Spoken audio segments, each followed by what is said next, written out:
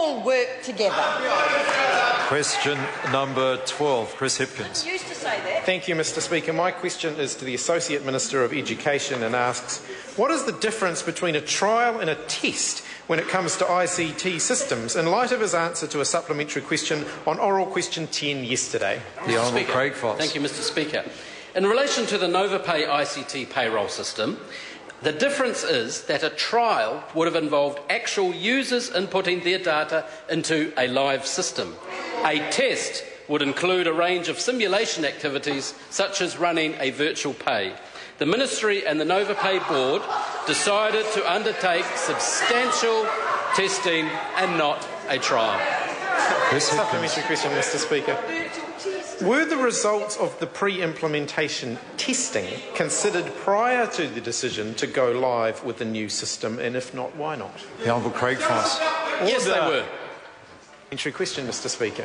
Chris Hipkins, I say to members, I take it their colleague is asking serious questions, and therefore we shouldn't have loud, raucous interjections because we can't hear answers if they do. Chris Hipkins. Thank you, Mr Speaker. What was the point of the pre-implementation testing of the NovaPay system, given that those tests revealed a multitude of problems, including 757 individuals being paid incorrectly, 1,321 staff leave records being calculated incorrectly, 3,159 staff service accumulation records being calculated incorrectly, and other problems, and yet the implementation went ahead anyway? The Honourable Craig Foss. Mr Speaker, most of that question he should address to the NovaPay Board and the Ministry, but I fully acknowledge that the first two pay rounds were not at all satisfactory and quite regrettable for those that were responsible for it. Point of order, Mr Speaker.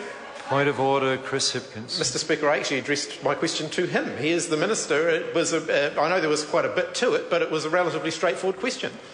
Well, I guess, though, the Minister in answering can claim that it's an operational matter. That's his right to claim that. People can make their order. The member shouldn't interject. Order. The member shouldn't interject like that. I'm making no judgment over the quality of an answer. I'm just accepting that that is an answer.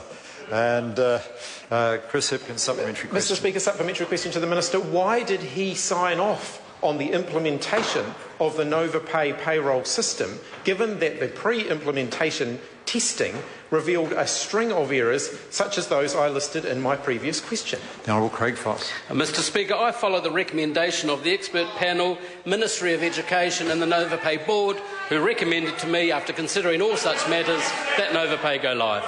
Supplementary Chris question, Hipkins. Mr Speaker. Mr Speaker, why did the actual implementation process differ from the original plan to roll out NovaPay only in the South Island first and then in the North Island several months later?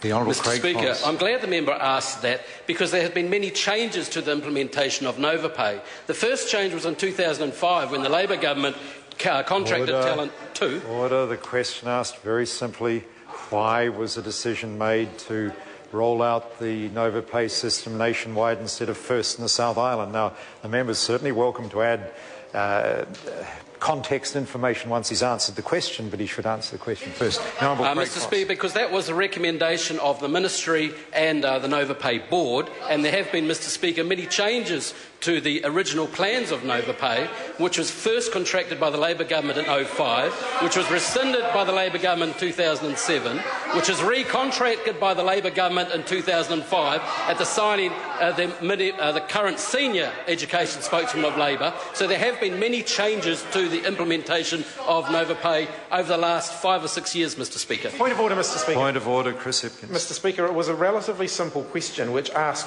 why the implementation process was different to that contained in the documents the Minister referred to. But the Minister did answer that. He said because he was advised to do it. I mean, that is an answer, and members can judge the quality of the answer as they choose, but that is an answer that he was advised to allow that change. And that brings to a close questions for oral answer.